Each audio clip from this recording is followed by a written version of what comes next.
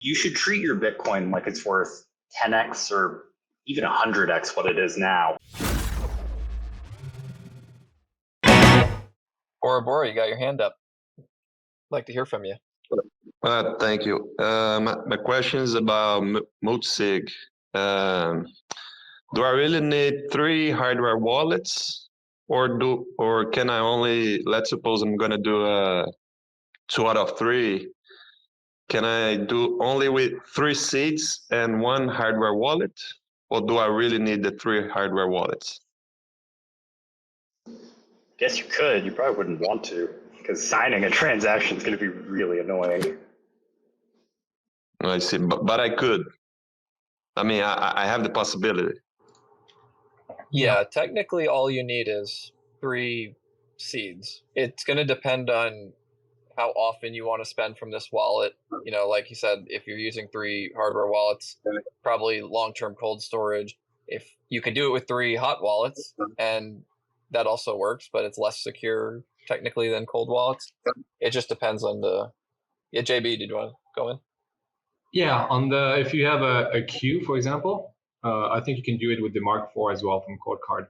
But you can store different seed phrase. It's not as secure because they're not in the secure elements of the device. But it's possible to swap seed phrase pretty easily with the queue if you have an SD card. Yeah, because I was thinking I generate like 3 seeds on seed signer, for example, and then just have 1 seed signer, and as I'm not gonna use that often, only having 1 hardware wallet. But it's possible. Someone said it's gonna be harassing to sign. Yeah, because you have to basically enter your either 12 or 24 words like 3 times, or actually 2 times if you have already 1 set up. Every time you want to send a transaction, so it's possible. It's just gonna take longer. Okay. Well, if you're using seed signer, it'd just be a QR code, so it wouldn't be that cumbersome. But Mark, can I ask why? Are you just trying to save on hardware costs, or? Yeah, I mean, maybe someone wants to go for multisig and doesn't have them. That much of funds to spend on hardware wallets, and I'm thinking about maybe there's not the necessity to spend on 3 hardware wallets, and so just buy 1 and that's okay. Can I make a suggestion? Yes, sure. Go ahead. Yeah. So if people, I always default to NDK's suggestion. You should treat your Bitcoin like it's worth 10x or even 100x what it is now, because very soon it probably will be. And so if you're trying to store what might be a significant amount of Bitcoin to you, but in dollar terms at current value, it may not be worth purchasing several hardware wallets. It may not necessarily be the best route to go single hardware wallet multisig, just because it might add complexity and unnecessary fees. And if you're going to be using a seed signer, you're probably going to have those 3 seeds relatively close by. I, for example, the reason I bring this up, I did a consult with a guy who he was planning on storing all 3 seeds in his home, which kind of negates the purpose. Yes. So if that's the case, you may be better off just doing like a single sig and like a passphrase. Yeah, I mean, like the seed signer doesn't. I mean, it doesn't have the seed, correctly? I mean, no, but but you have to have the seed nearby. I mean, if I'm using 3 seed sign, I mean, I don't see the need to use 3 seed signers if the seed signer doesn't hold the key inside. So, yeah, I can comment here a little bit in and around this. Again, like I'd say that even like the guys building seed signer, they typically say, seed signer isn't if you're going to be interacting with this wallet like relatively often in terms of actually spending funds out of it, then Seed Signer is primarily better used in the context of, you create your seeds. You say for multisig, you have the QR seeds spread geographically, and then the signer itself is just a tool used in the off chance when you need to utilize it, and then you just are funding it via Sparrow or whatever you're using for the interface, the software. And so in that context, then yeah, I mean, technically you just need the one device, or I mean, I suppose technically speaking, like the device isn't holding anything. You may even just have an entirely different device down the line that is utilized for it. So in that context, sure. But if you're regularly spending from it, and meaning that you're having to reconstruct the multisig quorum on the seed signer itself, and then keep it powered to get the signatures, there's some nuance in there. But the number one thing is keeping those seeds distributed and geographically separate. Then, but yeah, one seed signer, I suppose, is fine. Definitely. I mean, that on the case I'm putting here is like, it's not going to spend the funds very often. But my point is, if seed signer storage the seeds, then I was having an excuse to have the 3 hardware wallets. But since it doesn't storage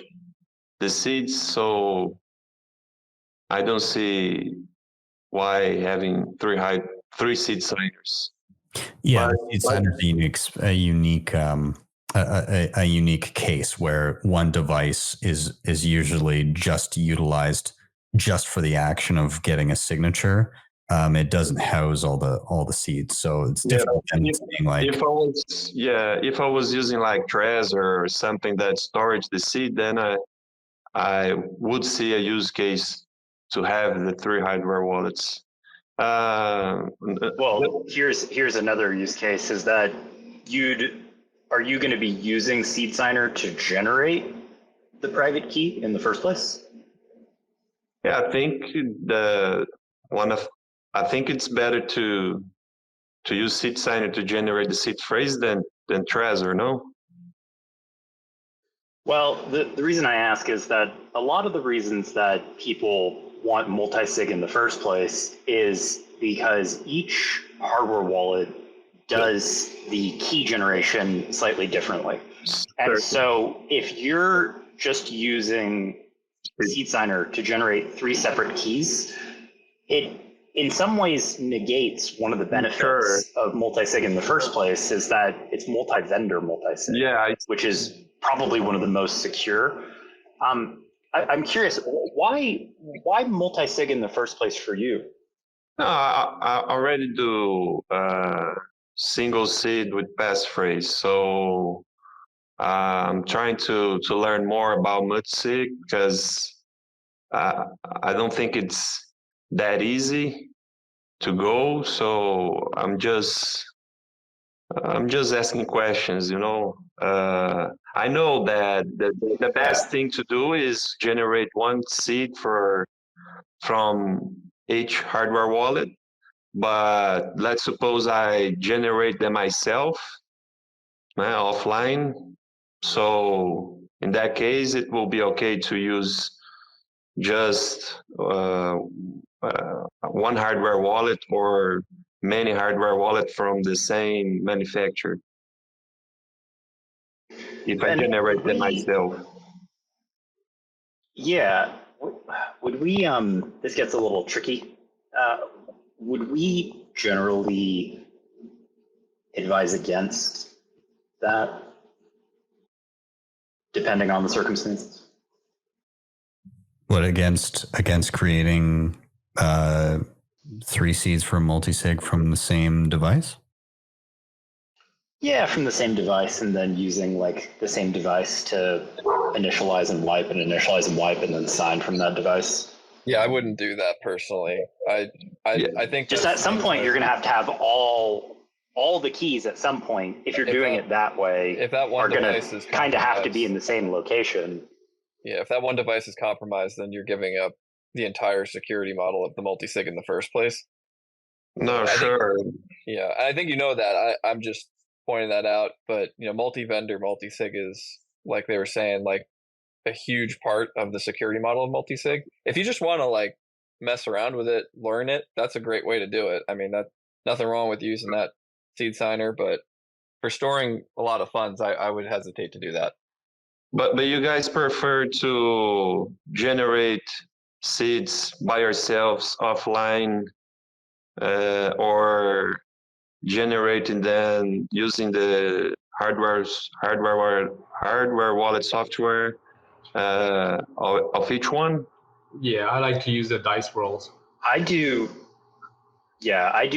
offline dice rolls with cold card. That way I know that it's truly. Are we saying you're going to generate the seed offline? What would you do to make that occur? I mean, dice, use dice or Coin. whatever to generate.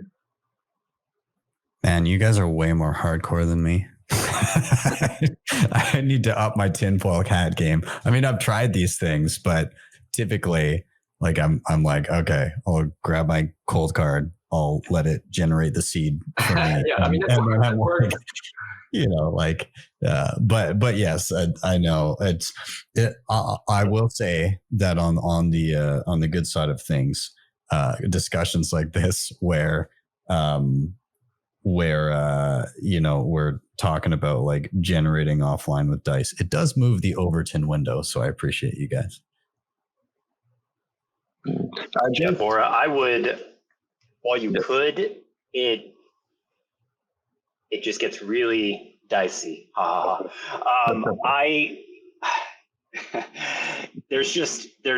even people using the cold card, for example, using their already existing random number generator and then adding entropy via dice rolls. If you don't add enough entropy, there have been cases of people losing all their funds. And so you can for sure try to do all of it on your own offline. For your true HODL, it's probably like for you to go and play around with, sure. But for your true cold storage, maybe not the best idea for a number of reasons. Really, just mention, I don't know, maybe one, just for learning purposes. Well, yeah, if you do it wrong, even slightly, all your funds are gone. Yeah, but what do you mean doing wrong? He's referring to, for example, you say, okay, I'm going to Good. add some dice to the seed phrase, but you don't throw enough dices. You just do, I don't know, like 25 throws or even 50. That's just not enough. Even though you think it's enough, it's not enough. So you can just get hacked that way. I think Gary in the mentor, he did a test a couple of weeks ago. And apparently, the minimum dice throw is something around 148, I think it was. So you really need to throw a lot of dice. I see. Thanks, guys. Just one more question. When doing a multisig, do I only need to save the seed, or do I need to save the XPub and the derivation path? And why do I, if so, why do I need to save those? So you do need to save. You do need to save all of those: the XPub, the derivation, the seed, and this is because the wallets need to know that they're part of a multisig. Without this, they don't know to talk to each other, make a transaction. There should be a file that you can generate when you create the multisig. It's a BSMS. I forget what that stands for, but you can save that, and that can be stored anywhere. It's not sensitive. No one can spend from that. They can see your balance, but yeah. Go ahead. Yeah. So if I have my seeds and I don't have the derivation path and the XPub, I could have not access to my funds. You can. Yeah. So pretend you do a 3 of 5 multisig, and you still have pretend you lose one of the keys and you also lost the computer that you had originally built the multisig on.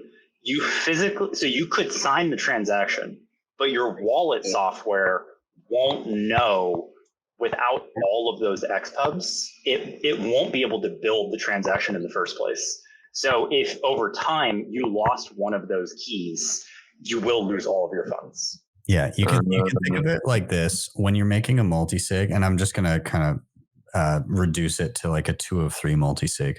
You got 3 keys.